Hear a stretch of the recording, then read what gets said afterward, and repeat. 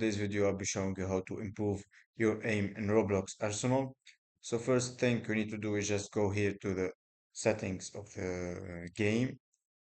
Let's click on it. Then go to display. Scroll down till you find change FOV. Click on it and make this to 90. This is the perfect number for your aim. Click on exit. Let's make sure that it's good and change. And then let's exit and save. And then go to here, click on the Roblox icon, go to settings, and then scroll down till you see sensitivity where it is. Where is it? It's here. So you want to make sure it's a number between 0.02 and 0.05.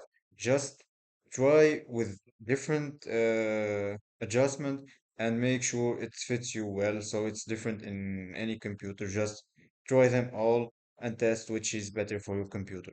So that's all. If you like this video, please don't forget to subscribe and hit the like button for more tutorials.